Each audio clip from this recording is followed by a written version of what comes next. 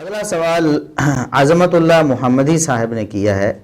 وہ سوال کرتے ہیں کہ شیخ محترم، جیسا آپ جانتے ہیں اس وقت مجبوری کے حالات ہیں اور کاروبار بند ہیں، اس حالت میں مجبوری کے عالم میں سودی کاروبار کرنے والے آدمی سے تعاون قبول کر کے اپنے اہل خانہ پر خرچ کیا جا سکتا ہے؟ اب جو سودی کاروبار کی صورت انہوں نے بتائی ہے اس کو ہم اگلے سوال میں ڈسکس کرتے ہیں کہ وہ سودی ہے یا نہیں۔ یہاں ہم فرض کر لیتے ہیں کہ کاروبار کرنے والے کا کاروبار واقعی سود پر مبنی ہے اور تنگی اور تنگ دستی کے عالم میں اور بھوک سے مرتے ہوئے کوئی شخص اس سے تعاون لے لیتا ہے اور وہ خود تعاون کر دیتا ہے اس بندے کا، تو کیا ایسے سود والے بندے سے تعاون لے کر اس کو اپنے اوپر یا اہل خانہ کے اوپر خرچ کرنا کیا جائز ہے کہ نہیں؟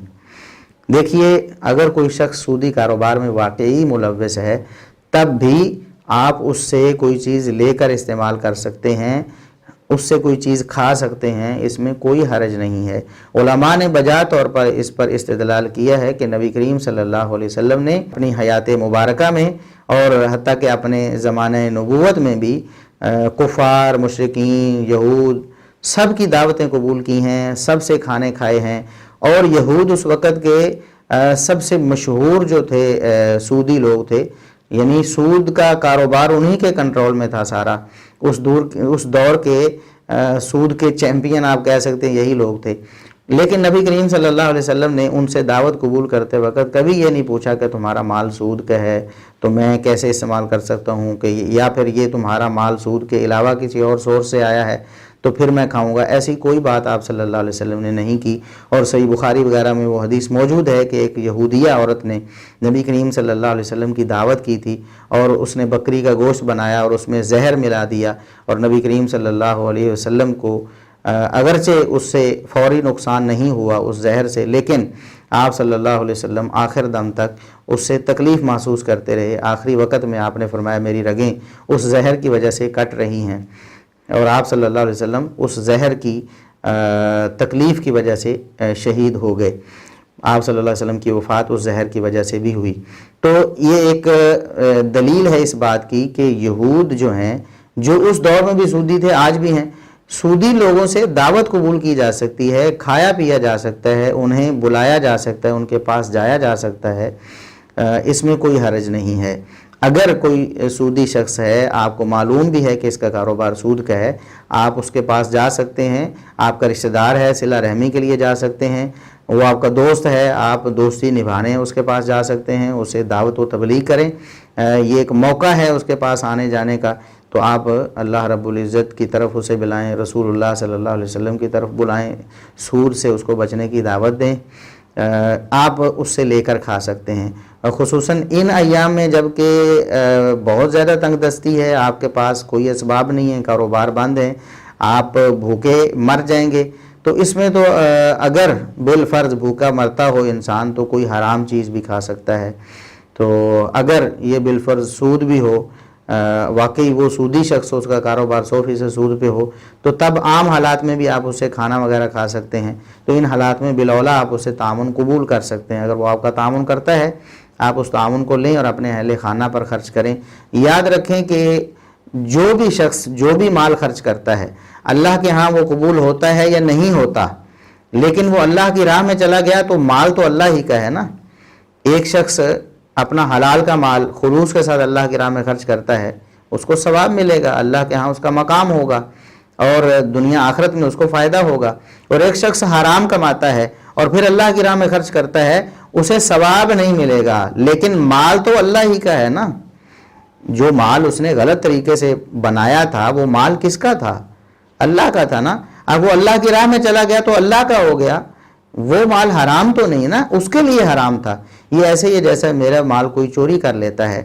اب چوری کرنے والے کے لیے وہ مال حرام ہے، لیکن اگر وہ مال میرے پاس واپس آ جاتا ہے کسی طریقے سے تو میرے لیے تو حرام نہیں ہے نا، میرا ہی تھا، میرے لیے تو حلال ہی ہے۔ تو اللہ کا مال اگر کوئی حرام طریقے سے کماتا ہے تو حرام اس شخص کے لیے ہے۔ اگر اللہ کے پاس واپس چلا جاتا ہے، مسجد میں، مدرسے میں، کسی فلاحی کام میں، تو وہ واپس اللہ کے پاس چلا گیا، وہ اللہ کا مال ہے، جس کو ملے گا اس کے لیے حرام نہیں ہوگا۔ اور اگلا سوال عظمت بھائی کا، عظمت اللہ محمدی بھائی کا، وہ اسی سے ریلیٹڈ تھا. وہ کہتا تھا کہ سودی کاروبار جو وہ شخص کر رہا ہے وہ کیا سودی کاروبار ہے. وہ کہتے ہیں کہ ایک آدمی کے پاس نقد کاروبار کے لیے پیسے نہیں ہیں اور وہ کسی کے ساتھ ادھار کاروبار پر رضامندی کر لیتا ہے. اب ادھار کاروبار کی صورت کیا ہے کہ بیچنے والا مال جو اس نے اپنی دکان پہ بیچنا ہے وہ پیچھے جس سے اس نے لینا ہے نقد تو اس کے پاس پیسے نہیں ہیں, اب وہ ادھار میں مال لیتا ہے. ادھار دینے والا اسے نقد 5 روپے والی چیز مہینہ ادھار پہ 7 روپے میں دیتا ہے. یعنی وہ کہتا ہے کہ اگر آپ نقد یہ چیز لیں گے تو 5 روپے ہوگی اور اگر آپ ادھار پہ مہینے بعد پیسہ دینا چاہتے ہیں تو پر پیس آپ کو 7 روپے کی ملے گی. وہ شخص اس چیز کو لے لیتا ہے ادھار پہ 7 روپے طے کر کے کہ میں مہینے بعد 7 روپے پر پیس آپ کو دوں گا, تو وہ پھر ہر پیس کو ہر چیز کو 8 روپے میں فروخت کرتا ہے. 1 روپے خود رکھ لیتا ہے اور مہینے بعد 7 روپے کے حساب سے ادھار دینے والے کو دے دیتا ہے. تو اس بارے میں انہوں نے پوچھا کہ کیا یہ معاملہ سودی ہے یا نہیں, کیا یہ جائز ہے کہ نہیں. دیکھیے کچھ شرائط ہیں جن کے ہوتے ہوئے نقد ادھار کا فرق کرنا جائز ہے.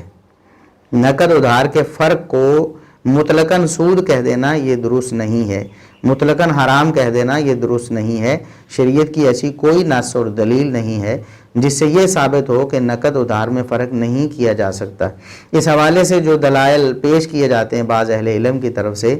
ان دلائل سے وہ بات ثابت نہیں ہوتی. ہم نے اس پر ایک مفصل مقالہ لکھا ہے تقریباً 60 صفحات کا, اس میں یہ بات ثابت کی ہے کہ جو دلائل خصوصاً ایک حدیث جو عام طور پر کوٹ کی جاتی ہے اس حوالے سے کہ من باع بیعتین فی بیعۃ فلہ اوکسہما او الربا, کہ جو ایک سودے میں 2 قیمتیں مقرر کرتا ہے جو شخص, وہ یا تو کم قیمت لے گا یا پھر سود ہو جائے گا. اس حدیث میں مراد یہ ہے کہ اگر کوئی شخص ایک ہی موقع پر دونوں قیمتیں بولتا ہے اور دونوں میں سے ایک طے نہیں ہو جاتی اور اسی پر مجلس ابہام پر برخاست ہو جاتی ہے, تو بالاتفاق جتنے بھی ائمہ محدثین ہیں سب یہی مراد لیتے ہیں کہ اس حدیث میں ابہام رکھنے سے منع کیا گیا ہے, اور ابہام رکھنے کی صورت میں پھر اگر یہ اپنے سودے کو برقرار رکھتے ہیں تو پھر کم قیمت لیں گے, زیادہ سود ہو جائے گی. ابہام کی وجہ سے اگر ایک چیز کی قیمت نقد اور ادھار بتا کر اسی مجلس میں طے کر لی جائے, وہ کہے کہ نقد اتنے کی ہے ادھار اتنے کی ہے, اور خریدنے والا کہے کہ میں تو نقد لیتا ہوں یہ پیسے لو, یا میں ادھار لوں گا میں اتنی دیر بعد 6 مہینے سال بعد مہینے بعد 15 دن بعد آپ کو پیسے دوں گا, اور یہ چیز طے ہو جائے کہ وہ نقد خرید و فروخت کر رہے ہیں یا ادھار کر رہے ہیں تو فلا باس بھی, اس میں کوئی حرج نہیں. یہی بات امام ترمذی رحمہ اللہ نے بھی جامع ترمذی میں اسی حدیث کے تحت لکھی ہے کہ اگر کوئی شخص 2 لوگ ایسی بے کریں کہ نقد اتنے کی ادھار اتنے کی اور اسی پہ وہ دونوں بات ختم کر دیں اور بے پکی کر لیں, تو ابہام پر بے پکی ہوگی جو کہ درست نہیں ہے. اسے ختم کرنا ہوگا یا کم قیمت پر طے کرنا ہوگا, اور اگر وہ اس کو برقرار رکھنا چاہتے ہیں تو انہیں چاہیے کہ اسی مجلس میں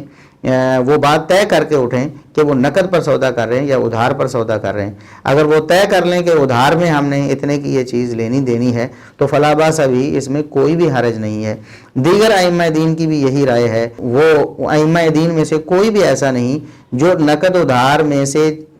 ایک قیمت طے ہونے کے بعد اسے حرام کہے یا سود کہے یا اس حدیث کو اس پر فٹ کرے. اس حدیث کا مطلب میں ذرا آپ کو پھر آسان لفظوں میں سمجھا دیتا ہوں کہ آپ کسی سے خرید و فروخت کر رہے ہوتے ہیں تو آپ کہتے ہیں کہ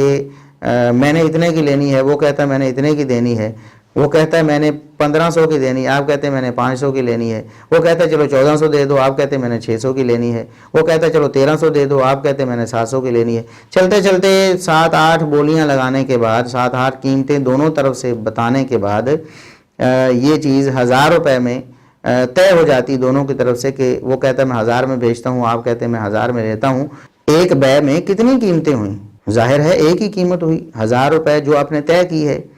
باقی اگر 2 قیمتیں جائز نہیں تو پھر 5-7 کیسے جائز ہو سکتی ہیں؟ پھر تو بھاؤ تاؤ کا سلسلہ ہی ختم ہو جائے گا نا.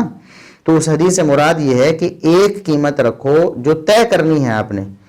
طے ایک قیمت کرو, اس سے پہلے لین دین بھاؤ تاؤ کرنے میں آپ 100 قیمتیں لگائیں یا 1000 لگائیں, اس سے فرق نہیں پڑتا. ایک شخص آپ کو آواز دے کے کہتا ہے کہ میں نے 1500 کہا تھا, آپ 800 کہتے ہیں, 1000 میں لینی ہے تو لے لو, آپ پھر واپس چلے جاتے ہیں، وہ کہتا ہے کہ میں 1000 سے کم میں نہیں دوں گا، آپ کہتے ہیں کہ نہیں میں نے نہیں، آپ چلنے لگتے ہیں، وہ کہتے ہیں چلے 900 میں لے لیں، اور آپ 900 میں لے لیتے ہیں، حالانکہ اس نے کہہ دیا تھا کہ میں 1000 سے کم میں نہیں دوں گا۔ پھر اس کے ذہن میں آیا کہ چلو میں بیچ دیتا ہوں، 900 میں بھی مجھے کچھ فائدہ ہو رہا ہے۔ تو یہ ساری قیمتیں نہیں ہیں، یہ بولیاں ہیں۔ قیمت تو وہ ہے جو 1000 روپے آپ کی طے ہوئی ہے یا 900 روپے یا جو بھی طے ہوئی ہے، اسے قیمت کہتے ہیں۔ تو لہٰذا جب نقد ادھار کے فرق کی بات ہوگی اور نقد یا ادھار کو طے کر لیا جائے گا تو پھر دو قیمتیں نہیں بلکہ ایک ہی قیمت ہوگی۔ مفصل اگر آپ اس بارے میں چاہتے ہیں پڑھنا تو آپ ہمارا وہ مضمون قسطوں کے کاروبار کی شرعی حیثیت اس کو ضرور پڑھیں، اس کو غور سے پڑھیں، سارے دلائل پیش کیے گئے ہیں اور ان کا مناقشہ بھی الحمدللہ کر دیا گیا ہے۔ تو لہٰذا یہ جو معاملہ ہے یہ سودی نہیں ہے۔ اگر اس شخص کے پاس مال اپنا ہے، جو بیچ رہا ہے، مال اس کی ملکیت میں ہے، اور آپ لے رہے ہیں اور آپ طے کر رہے ہیں کہ میں اتنے مہینوں میں، اتنے دنوں میں، اتنے پیسے، اتنی چیز کی ادا کروں گا، تو فلا باس بھی، اس میں کوئی حرج نہیں، ایسا کرنا بالکل جائز ہے۔ اور جمہور علماء شروع سے تو صحابہ تابعین تبع تابعین اور ائمہ دین میں تو اتفاق رہا ہے، کوئی بھی ایسا نہیں تھا جو اس معاملے کو سودی کہتا ہو۔ اگر کسی نے کہا تو ائمہ دین نے اس کا رد کر دیا۔ آج کے دور میں کچھ اختلاف زیادہ ہو گیا ہے، لیکن جمہور علماء اور کبار علماء اب بھی اس طرف ہیں کہ نقد ادھار کا فرق ان شرطوں کے ساتھ بالکل جائز ہے۔ اگر آپ طے کر لیتے ہیں، مدت بھی طے کر لیتے ہیں، چیز کی قیمت بھی طے کر لیتے ہیں اور چیز کی مقدار بھی طے کر لیتے ہیں تو پھر اس میں کوئی حرج نہیں ہے۔ لہٰذا ایسا شخص جو کسی سے مال ادھار لیتا ہے، ادھار دینے والے کے پاس مال اپنا ہے، وہ اگلے کو ادھار دے دیتا ہے، وہ کہتا ہے کہ ادھار میں مہینے بھر پیسے لوں گا تو میں 5 کی بجائے 7 روپے لوں گا، تو آپ اس کے ساتھ طے کر لیتے ہیں کہ ٹھیک ہے مہینے بعد میں پیسے دوں گا، تو اس میں کوئی حرج نہیں ہے۔